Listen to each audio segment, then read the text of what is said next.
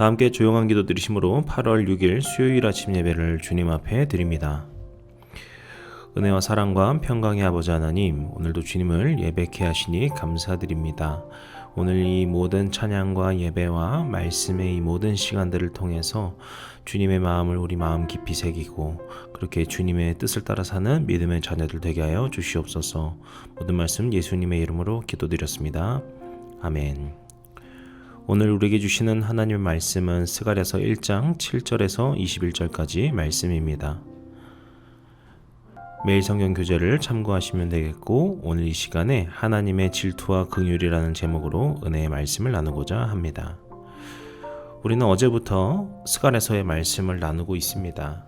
그 중에 오늘 본문은 스가랴 선지자가 밤중에 보게 된 환상에 대한 이야기입니다. 하나님께서는 이 환상을 통해 이스라엘을 여전히 기억하고 계심을 알려주시고 또 그들에게 다시 돌아올 것이라고 하는 위로의 메시지를, 소망의 메시지를 담고 있습니다. 특별히 오늘 본문에는 환상이다 보니 다양한 상징적인 묘사들이 나오게 되는데요. 먼저 붉은 말과 그 말을 탄 사람, 그리고 자줏빛 말과 백마가 등장합니다. 이것은 전체적인 맥락에서 볼 때 하나님의 뜻을 전하는 사자라고 볼 수 있습니다. 그런데 8절을 보시면은 이 여호와의 사자가 있는 곳이 골짜기 속 화석류 나무 사이다 라고 이야기를 하고 있죠. 먼저 골짜기 속이라고 하는 것은 이 유대인들의 문화 속에서 볼 때는 어둡고 그늘이 있는 그런 암울한 곳을 말합니다. 그래서 골짜기 속이라고 하는 것은 소망이 없고 암울한 상황에 있다라는 것을 보여주는데, 당시 포로기환을 했지만 여전히 어려움에 동착해 있었던 이스라엘의 상황을 상징적으로 보여주는 장치입니다. 그런데 여기에는 화석류 나무가 있다라고 나오죠. 이 화석류 나무는 욥기와 같은 곳에서도 나오게 되는데요. 평화로운 시기 혹은 유대의 아름다운 땅을 말하게 됩니다. 그래서 이 모든 상징은 여호와 하나님께서 지금 절망 가운데 있는 백성들에게 다시 회복의 길을 열어가신다라고 하는 것을 각각 보여주고 있습니다. 이와 같이 주님께서는 낙심해 있는 이스라엘 백성들에게 소망을 주고 계시다라는 점을 우리가 볼 수 있는 것이죠. 그런데 오늘 본문에서 가장 먼저 등장하는 하나님의 감정이 있는데요. 바로 질투입니다. 14절 말씀 읽겠습니다. 내게 말하는 천사가 내게 이르되 너는 외쳐 이르기를 만군의 여호와의 말씀에 내가 예루살렘을 위하여 시온을 위하여 크게 질투하며. 아멘. 우리는 질투라고 하게 되면 이것이 부정적인 의미를 갖고 있다 보니까 하나님이 질투하신다라는 것이 참 이상하게 들리기도 합니다. 그런데 사실 성경에서 질투하시는 하나님이라는 것은 종종 나오는 표현이고, 이 유대인들에게 있어서 질투라고 하는 것이 반드시 부정적인 표현이 아니어서 우리와 이런 문화적인 차이가 생기는 것입니다. 우리가 어떤 이 질투라고 하는 감정을 생각해 볼 때 그 감정의 가장 시작은 무엇입니까? 그 대상을 너무나도 사랑하기 때문에 나오는 감정이 질투이죠. 그래서 성경에서 말하는 질투는 하나님께서 자기 백성을 결코 버리지 않으신다라고 하는 강한 사랑의 표현입니다. 단순한 분노나 시샘을 말하는 것이 아니라 사랑이 너무나도 깊어서 생기는 격정의 표현인 것이죠. 당시 유다는 폐허가 된 상태였습니다. 하나님은 그런 유다의 상황을 외면하지 않으신다 약속하고 계시는 겁니다. 그래서 그 강하고 깊은 사랑의 표현이 바로 질투라는 것으로 묘사된 것이죠. 그래서 주님께서는 이제 이스라엘을 그 사랑과 함께 긍휼히 여기신다도 말씀하십니다. 16절 함께 읽겠습니다.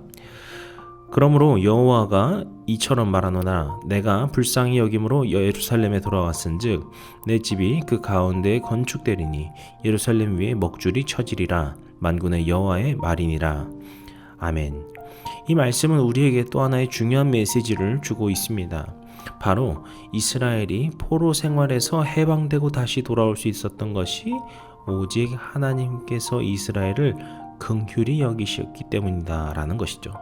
그렇기 때문에 그들이 고향 땅에 와서 지금 오히려 낙심하고 또 절망에 있는 상황 속에 있지만 그들이 주님의 긍휼을 구할 때 주님께서는 그들을 결코 놓지 않으시고 일으키시리라 라고 하는 회복을 담고 있습니다.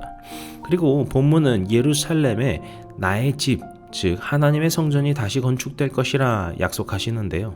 이것은 단순히 성전이라는 건물이 재건축되는 것을 말하는 것이 아니라 하나님께서 다시 예루살렘에 거하시겠다라고 하는 것을 선언하고 계신 겁니다.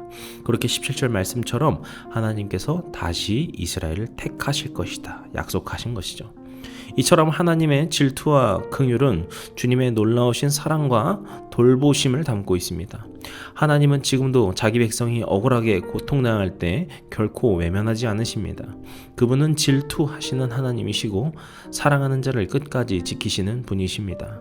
우리가 하나님을 떠났을 때조차 하나님은 우리를 포기하지 않으십니다. 그렇기 때문에 우리가 주님께 회개하고 돌이켜 주님께로 나아올 때 그런 우리를 질투와 같은 강한 사랑으로 품어주시고 긍휼의 마음으로 회복시켜 주십니다. 사랑하는 성도 여러분, 우리는 때로는 우리의 어떤 회복의 조건을 우리 스스로를 통해서 찾으려고 할 때도 있는 것 같습니다. 그래서 내가 무엇을 해야지 바뀌지 않을까, 내가 무엇을 해야지 달라지지 않을까라고 생각하는 것이죠. 하지만 성경은 언제나 하나님의 사랑과 회복이 긍휼의 시작이다라는 점을 우리에게 말해주고 있습니다. 하나님은 하나님의 긍휼로 자격 없는 자를 회복시켜 주신다 우리에게 약속하십니다. 오늘 하루 우리의 삶에 주님의 사랑과 긍휼의 은혜를 구하심으로 나아가셔서 주님의 회복과 자유케 하시는 은혜를 충만하게 누리시는 우리 모든 성도님들 되시기를 주님의 이름으로 간절히 축복합니다. 기도하시겠습니다. 오늘도 우리 가운데 함께하여 주시고 우리를 위로와 사랑으로 채워주시는 주님, 오늘 우리가 함께 말씀을 나눈 것처럼 질투해 주실 정도로 우리를 너무나도 사랑하시는 주님의 그 사랑을 우리가 함께 묵상합니다. 그리고 우리를 다시 한번 긍휼히 여기시고 불쌍히 여기셔서 우리를 품어주시고 위로하여 주시고 회복시켜 주시는 주님의 은혜를 우리가 또한 믿고 의지합니다.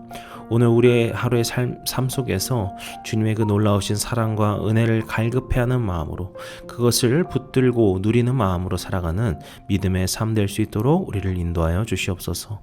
그렇게 우리를 사랑하시고 품어주시는 주님 한 분만을 믿사오며 모든 말씀 예수님의 이름으로 기도드렸습니다. 아멘. 이제 우리 주기도문 함께 드리심으로 오늘 예배를 마치도록 하겠습니다. 하늘에 계신 우리 아버지여, 이름이 거룩히 여김을 받으시오며 나라의 임하옵시며 뜻이 하늘에서 이룬 것 같이 땅에서도 이루어지이다. 오늘날 우리에게 일용할 양식을 줍시고 우리가 우리에게 죄진 자를 사하여 준 것 같이 우리 죄를 사하여 줍시고 우리를 시험에 들게 하지 마옵시고 다만 악에서 구하옵소서. 나라와 권세와 영광이 아버지께 영원히 있사옵나이다. 아멘.